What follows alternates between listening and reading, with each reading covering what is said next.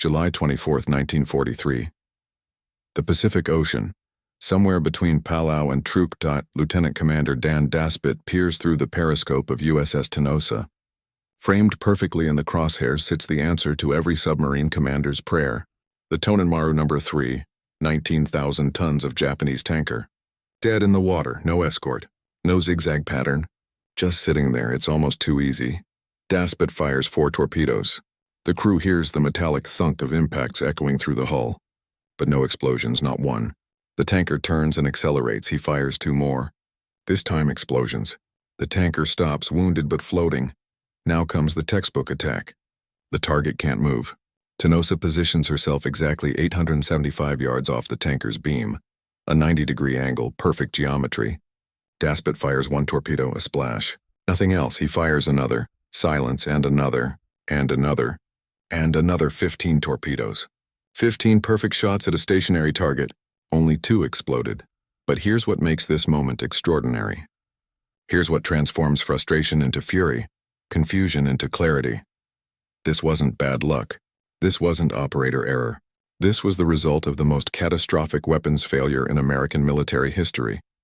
A scandal that would cost lives, waste opportunities, and prolong a brutal war. And the bitter irony?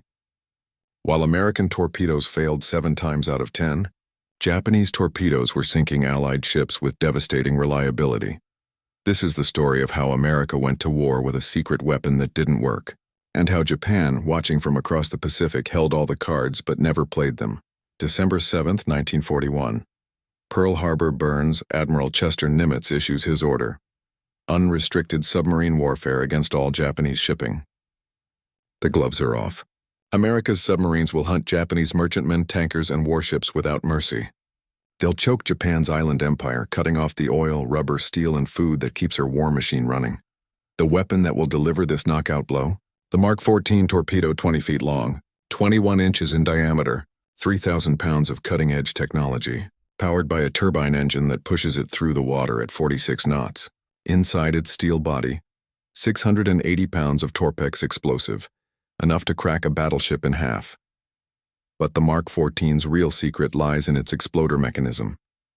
The Mark 6. Unlike ordinary torpedoes that must strike a ship's armored side, the Mark 14 was designed to explode beneath the hull.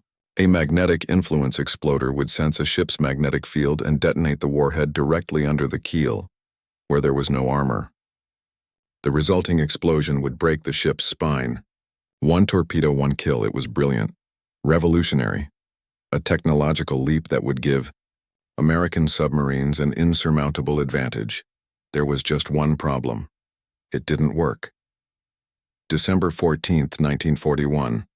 1 week after Pearl Harbor. USS Seawolf encounters a Japanese freighter near the Philippines. Commander Frederick Warder fires 8 torpedoes. 7 miss. 1 hits, it doesn't explode. This isn't an isolated incident. In the first months of war, American submarines fire 97 torpedoes at enemy shipping. 3 ships sink. The math is devastating. Submarine commanders send report after report to headquarters. Their torpedoes are missing targets they should hit. Exploding prematurely, hundreds of yards from Japanese ships, hitting targets dead on with an audible clang and failing to detonate. The response from the Bureau of Ordnance in Washington? The submariners are wrong. The torpedoes are fine. The problem is inexperience, poor approach angles, inadequate maintenance, anything but the weapon itself. Rear Admiral Robert English, commanding submarines at Pearl Harbor, sides with Washington. He blames his own commanders for lack of initiative. Men who've put their submarines directly in the path of Japanese destroyers, who've penetrated harbors defended by depth charges and patrol boats, who've dodged enemy fire to line up perfect shots. These men are told they're not trying hard enough. Meanwhile, submarines return to port with empty torpedo racks and nothing to show for weeks at sea. Morale plummets. Crew members begin to dread loading the Mark 14s. Some submariners joke bitterly that their best hope is to surface and ram enemy ships. But across the Pacific, Japan's submariners face no such problems. The Type 93 torpedo, nicknamed Long Lance by American intelligence, is a masterpiece. 29 feet long, 24 inches in diameter, carrying over 1,000 pounds of explosive. Powered by oxygen instead of compressed air, it leaves almost no wake. It can travel 22,000 yards at 49 knots. That's 12.5 miles at 56 miles per hour. And it works, every time.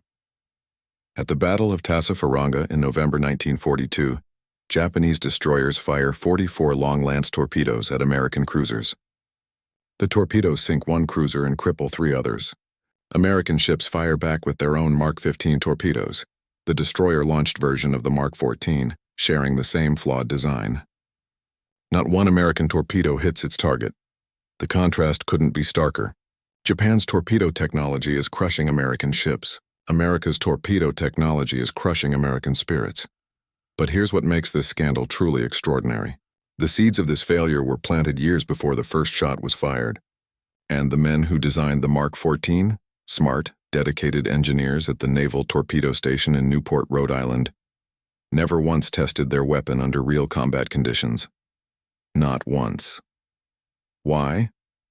Because torpedoes cost $10,000 apiece, 5 times the price of a new automobile. In the Depression-era 1930s, the Navy couldn't afford to blow up expensive torpedoes just to see if they worked, so they tested them without explosives. They fired them into open water and retrieved them. They measured depths with instruments that, unbeknownst to anyone, contained the same calibration error as the torpedoes themselves. It was like checking a broken clock with another broken clock that showed the exact same wrong time. The magnetic exploder, tested exactly once before the war in 1926. 1 torpedo out of 2 worked. That was considered good enough. No further testing was done. When war came, the Mark 6 exploder was so secret that only commanding officers and torpedo officers were allowed to see the manual. Enlisted men, the torpedo men who actually maintained the weapons, were forbidden from understanding how they worked. Security over functionality. Secrecy over testing. Theory over reality. By August 1942, American submarines have fired 800 torpedoes in combat. 80% have failed. Fremantle, Western Australia, June 1942. Rear Admiral Charles Lockwood has a problem. More accurately, he has hundreds of problems, each weighing 3,000 pounds and costing $10,000. Lockwood isn't like the other admirals. He's a career submariner, spent his life underwater commanding boats, understanding the claustrophobic terror and the unique courage it takes to hunt enemy ships in a steel tube 300 feet beneath the surface. When his commanders tell him their torpedoes don't work, he believes them against orders from Washington. Lockwood decides to conduct his own tests. He buys 500 feet of fishing net from a local Australian fisherman. His crew stretches it underwater in Frenchman Bay near Albany. They modify a Mark 14 by replacing the warhead with an exercise head containing calcium chloride solution, matching the weight perfectly. Then they load it into USS Skipjack and fire. The torpedo is set to run at 10 feet depth. When divers inspect the net, they find the torpedo passed through at 25 feet. They fire again, 11 feet too deep, and again, 8 feet too deep. The evidence is irrefutable. The Mark 14 runs 10 to 11 feet deeper than set. That means every torpedo fired at a shallow draft ship sails harmlessly beneath its keel. Even worse, running too deep prevents the magnetic exploder from sensing the target's magnetic field. No wonder the torpedoes aren't exploding. Lockwood sends his findings to Washington. The Bureau of Ordnance is not pleased. They claim Lockwood's tests are flawed. The exercise head is the wrong length, creating improper trim. Never mind that Lockwood's team immediately tests again with the correct length exercise head and gets identical results. Never mind that Commander James King, brought out of retirement to fix the problem, conducts his own tests and confirms everything Lockwood found. Finally, on August 1, 1942, the Bureau of Ordnance admits the truth. The Mark 14 runs 10 to 12 feet too deep. The problem? They increased the warhead explosive load without adjusting the depth control mechanism. And they tested torpedoes with lightweight exercise heads instead of heavy combat warheads, and the pressure sensor port was relocated to the torpedo's tail section, where hydrodynamic forces created false readings. 3 separate design flaws, 3 separate testing failures, all hidden by the 4th flaw. The depth measuring instrument used to verify torpedo depth had the exact same calibration error as the torpedoes themselves. Pure, catastrophic bad luck. Submarine commanders immediately adjust. They set their torpedoes to run at 0 depth, risking the weapons broaching the surface but at least giving them a chance to hit something. Problem solved, right? Wrong. August 1942 through June 1943. American submarines start getting more hits. The depth problem is fixed, but now a new pattern emerges. Torpedoes explode prematurely 200-300 yards from the target. Close enough to spray the enemy ship with water, not close enough to cause real damage. Japanese merchantmen and warships sail on, slightly startled but fundamentally undamaged. Other torpedoes hit perfectly. Submariners hear the metallic impact through their hull and don't explode at all. Japanese ships arrive in port with American torpedoes embedded in their hulls like steel insects frozen mid-attack submarine. Commanders begin to suspect the magnetic exploder. April 9, 1943. Lieutenant Commander John Scott in USS Tunney finds himself in a submarine commander's dream scenario. 3 Japanese aircraft carriers, Hai Junyo and Taiyo, steaming in formation. Scott maneuvers to 880 yards, point-blank range in submarine warfare, and fires all 10 torpedoes, 7 explosions. The crew cheers. They've just crippled Japan's carrier fleet, except they haven't. Intelligence reports later confirm that all 7 torpedoes exploded prematurely. The magnetic exploders triggered too early. The carriers barely noticed. 2 days later, USS Pompano attacks the carrier Shikaku. 6 torpedoes fired, at least 3 premature explosions. The carrier escapes unharmed. May 8, 1943. Admiral Lockwood compiles a list of torpedo failures using intelligence from decoded Japanese messages. The pattern is undeniable. The magnetic exploder is unreliable, but Lockwood resists ordering it deactivated. The theory is too good. Exploding beneath a ship's keel should be devastating. Maybe the Pacific Ocean's magnetic field is different from the North Atlantic where testing occurred. Maybe the exploders need recalibration. Then comes June 10, 1943. USS Trigger fires 6 torpedoes from 1,200 yards at the carrier Hai. 2 miss. 1 premature explosion, 1 dud. 2 hits that cause damage. But the carrier survives. It takes one of the Navy's most famous submarine commanders to finally break through the denial. Dudley "Mush" Morton. The most aggressive, successful, celebrated skipper in the Pacific Fleet. In May 1943, Morton returns from patrol having fired multiple torpedoes and inflicted 0 damage. If Morton, the Morton, can't make the Mark 14 work, something is fundamentally broken. And July 24, 1943, the same day Dan Daspit is firing 15 torpedoes at the Tonin Maru No. 3, Admiral Lockwood finally issues the order: deactivate the magnetic exploder. Fire for contact hits only. Submariners breathe a sigh of relief. Now finally they have a weapon that will hit and explode. Except it doesn't explode. August 1943. With the magnetic exploder deactivated, American submarines are getting perfect contact hits.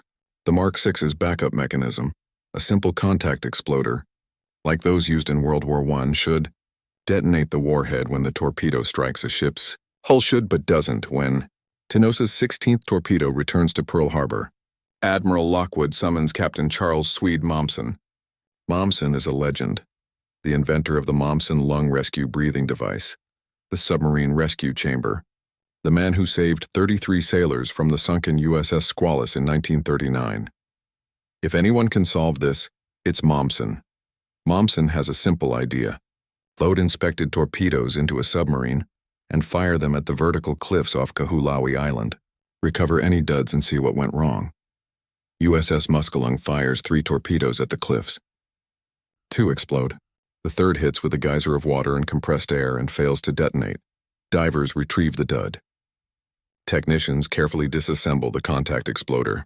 They find the firing pin correctly released, but it didn't strike the primer caps hard enough to ignite them. The pin's guide studs are bent and deformed.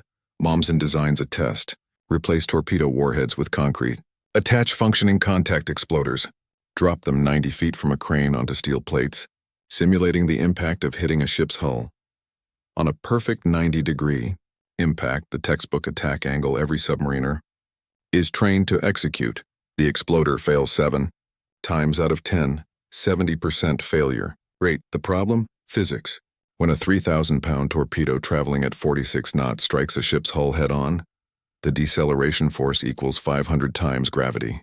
That force creates massive friction on the firing pin as it slides through its guides. The firing spring isn't strong enough to overcome that friction. The pin never builds enough momentum to strike the primer caps hard enough to detonate them. But hit the hull at an angle? The glancing blow reduces the deceleration force. The friction decreases. The spring can push the pin. The torpedo explodes. The Bureau of Ordnance knew about this problem. They'd discovered it in the 1930s during testing at Newport. Their solution? Strengthen the firing spring. But that solution worked for torpedoes traveling at 30 knots. By World War II, torpedoes traveled at 46 knots. The increased speed created greater impact forces, overwhelming the strengthened spring. No one retested at higher speeds. Mommsen's solution is elegant. Make the firing pin lighter. Less mass means less friction. He manufactures new pins from aluminum, specifically from the propeller blades of Japanese aircraft shot down during the Pearl Harbor attack. The irony is almost poetic. Japanese metal fixing American weapons to sink Japanese ships. USS Halibut tests the new exploders. 6 out of 7 torpedoes explode on 90-degree impacts. Still not perfect, but a dramatic improvement from 70% failure.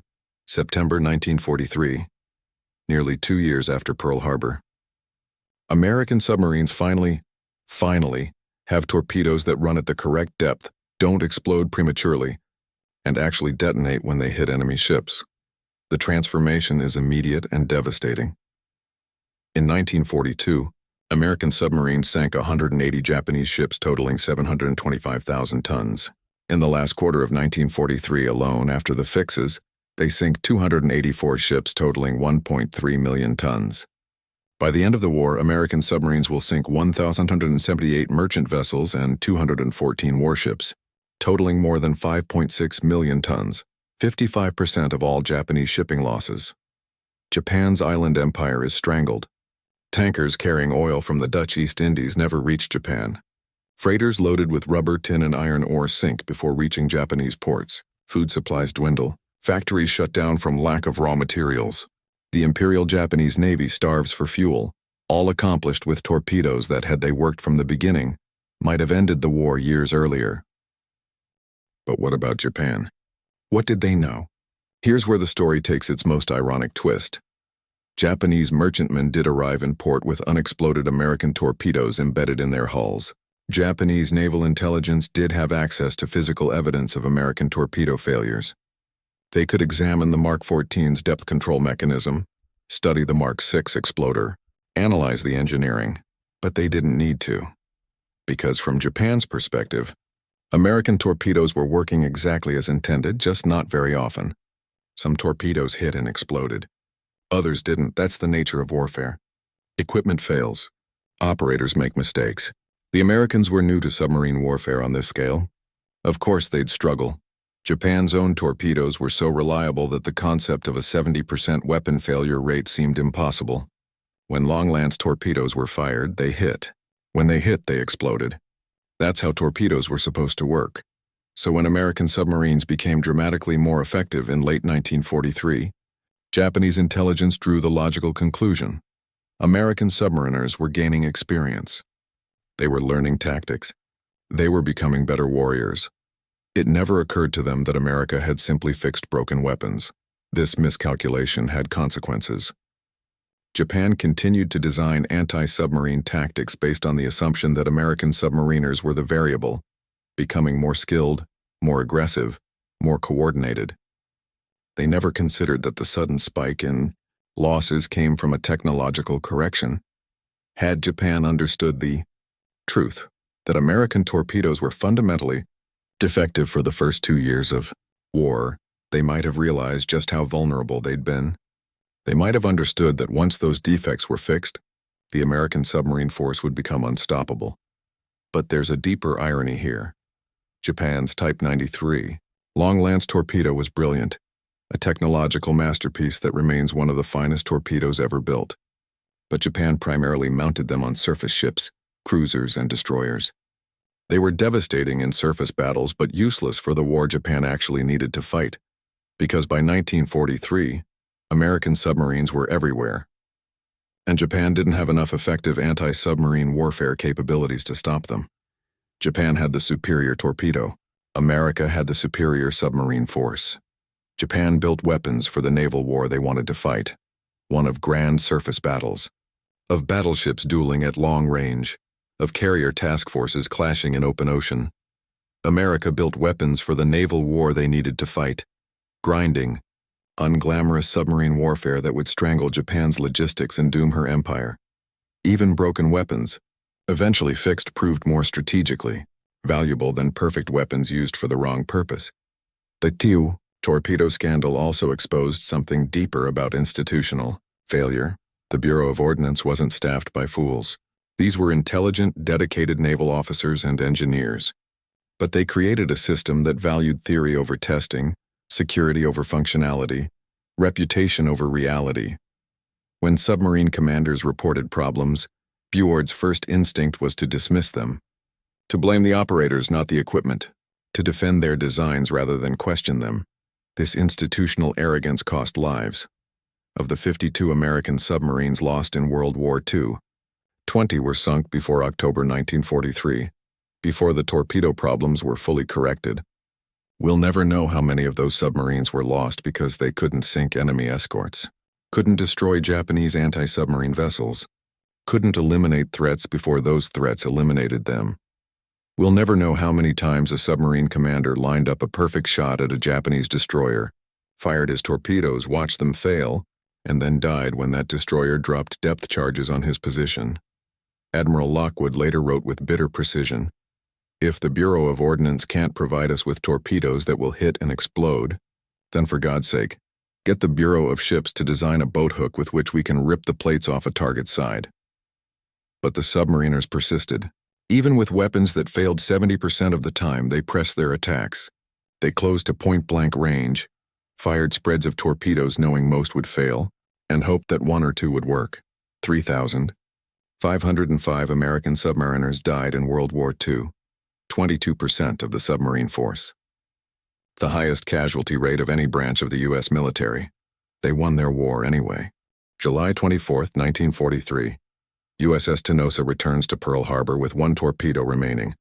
Lieutenant Commander Dan Daspit walks up the pier to meet Admiral Lockwood. He expects to be reprimanded for returning with an empty rack and no kills. Instead, Lockwood shakes his hand. Daspit's mission wasn't a failure. It was the key that unlocked the final mystery. That 16th torpedo, the one he didn't fire, became the crucial test specimen. Its eventual testing led directly to discovering the contact exploder flaw, and that discovery saved countless lives. The Tonin Maru No. 3, the 19,000-ton tanker that escaped Tenosa with 13 dud torpedo impacts, survived until February 18, 1944. On that day, American carrier-based aircraft spotted her in Chuk Lagoon and sent her to the bottom. Justice delayed, but delivered. The Mark 14 torpedo remained in U.S. Navy service for almost 40 years after World War II. Once its problems were fixed, it became exactly what it was designed to be, a reliable, effective weapon. Some Mark 14s even served in the Vietnam War. The Bureau of Ordnance faced no consequences. No one was court-martialed. No careers were ruined. The Navy quietly moved on, and the official histories glossed over the scandal. But submarine veterans never forgot. Paul Schratz, who served on submarines during World War II, later wrote that he was only one of many frustrated submariners who thought it a violation of New Mexico scenery to test a bomb at Alamogordo when the Naval Torpedo Station was available. The lesson transcends weapons and warfare. When institutions prioritize protecting their reputation over admitting mistakes, people die. When experts dismiss field reports because they contradict laboratory data, people die. When bureaucracies value theory over reality, people die. The torpedo scandal should have taught the military to trust its warriors over its engineers, to value combat experience over testing protocols, to admit failures quickly and fix them decisively. Did it? That's a question each generation must answer for itself. What we know is this. American submariners went to war with the worst torpedoes used by any major power in World War II. They faced an enemy with the best torpedoes in the world, and they won anyway, not because their weapons were superior, not because their technology was advanced, but because they refused to accept defeat. They adapted. They persisted. They closed to ranges where even defective torpedoes couldn't miss. They fired spreads of 6, 8, 10 torpedoes knowing most would fail, hoping one would work. And when one worked, they fired again. The Mark 14 torpedo scandal remains one of the worst equipment failures in military history. But the men who fought with those broken weapons wrote one of the most successful naval campaigns ever conducted. They sank more than 5 million tons of Japanese shipping. They crippled Japan's empire. They starved Japan's war machine. They did it in submarines, blind, deaf, vulnerable steel tubes, hunting in an ocean controlled by the enemy. They did it with weapons that failed 7 times out of 10. Imagine what they could have done with weapons that worked.